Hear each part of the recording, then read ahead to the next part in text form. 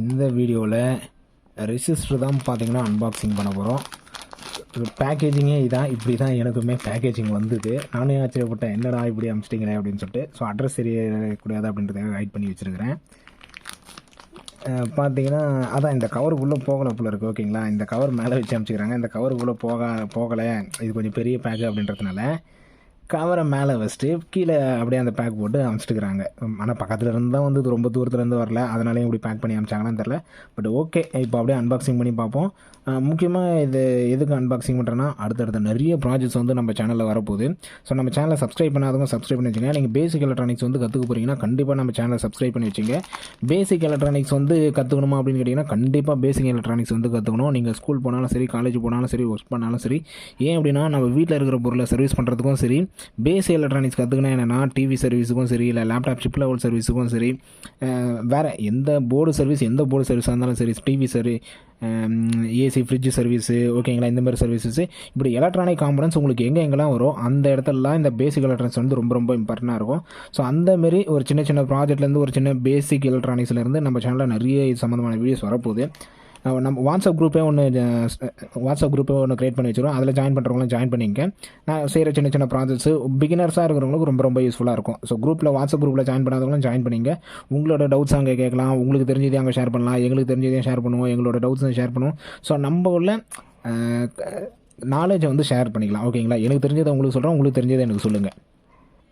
Okay, இப்போ வந்து நம்ம இதை அன்பாக்சிங் பண்ணுவோம். அன்பாக்சிங் பண்ணிட்டு இது பார்த்திங்கன்னா குவார்ட்டர் வாட்டர் ரெசிஸ்டரு. முதல்ல அன்பாக்சிங் பண்ணி உள்ளே எப்படிலாம் இருக்குன்னு பார்ப்போம். டேப் அப்படியே கூட எடுத்துடலாம்னு நினைக்கிறேன். ஓகே, அப்படியே கூட எடுத்துருவோம். நைஃப்லாம் எடுத்து வச்சுருந்தேன், அது எதுவுமே தேவையில்ல போல இருக்குது.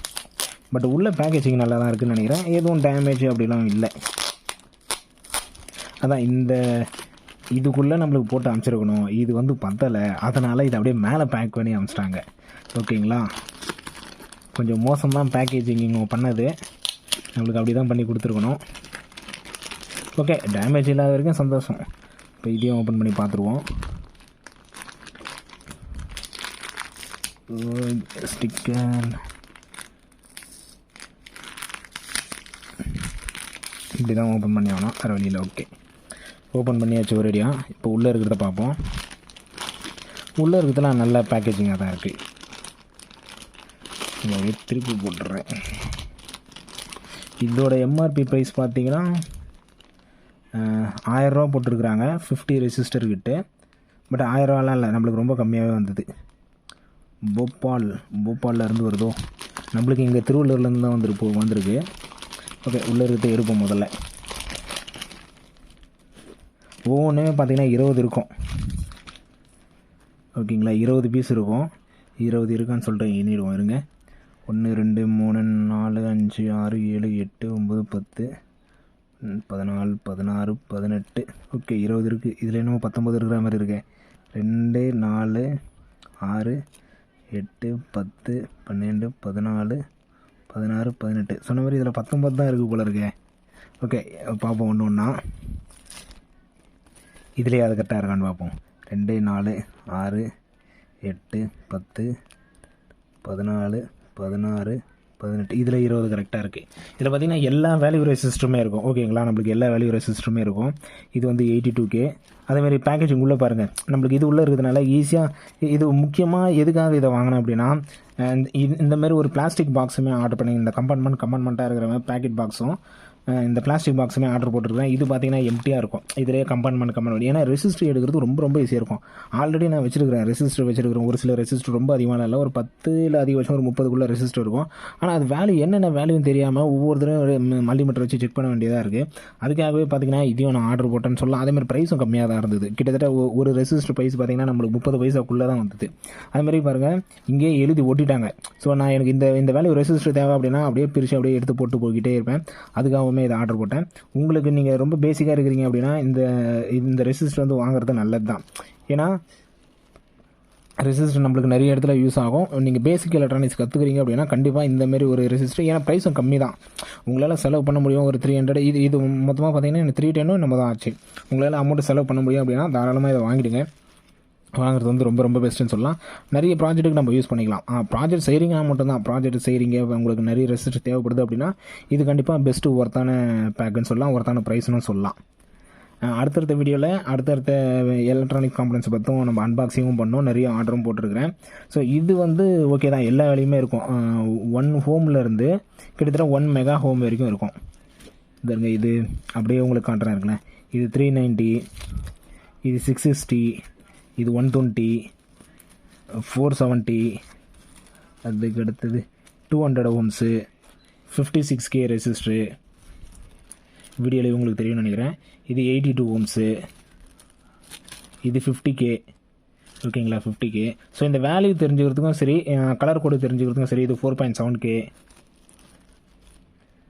390K, கலர் கோடுக்காகவும் சரி, இப்படி எல்லாத்துக்குமே 33K ரெசிஸ்டரு ரொம்ப பெஸ்ட்டாக இருக்கணும்னு சொல்லலாம். அப்படியே இருங்க, எதனா ஒன்று ஓப்பன் பண்ணியும் பார்ப்போம்.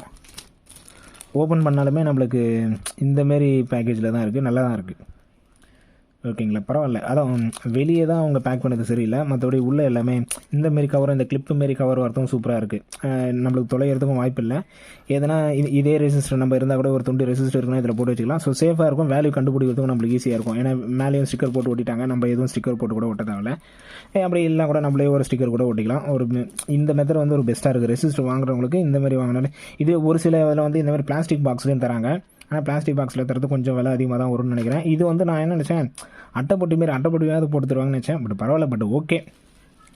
ஸோ நீங்கள் பேசிக் எலக்ட்ரானிக்ஸ் கற்றுக்குறீங்க அப்படின்னா இந்தமாரி ஒரு ரெசிஸ்டர் வாங்குறது நல்லது. ஏன்னா எல்லா வேல்யூ ரெசிஸ்டரும் இருக்கும், என்னென்ன வேல்யூ ரெசிஸ்டர் இருக்கும்னு தெரிஞ்சுக்கலாம், கலர் கோடிங் பற்றியும் தெரிஞ்சுக்கலாம். ஈஸியாக இருக்கும். ரெசிஸ்டரை பற்றி கற்றுக்குறீங்க, ஏன்னா பேசிக் எலக்ட்ரிக்ஸ்னால் கண்டிப்பாக ரெசிஸ்டரை பற்றி நீங்கள் கற்றுக்கினே ஆகணும்.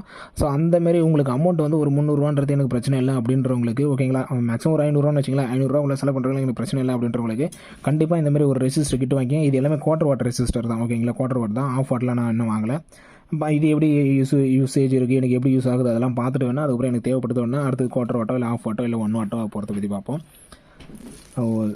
பேசிக் எலக்ட்ரானிக்ஸை பற்றி வீடியோஸ் வந்து தொடர்ந்து நம்ம சேனலில் வந்துக்கிட்டே இருக்கோம். இது வந்து ஒரு சின்ன அன்பாக்சிங் வீடியோ தான், இல்லை இது ஃபஸ்ட்டு வீடியோன்னு சொல்லலாம். பேசிக் எலக்ட்ரானிக்ஸுக்கு ஒரு ஃபஸ்ட்டு வீடியோன்னு கூட சொல்லலாம்.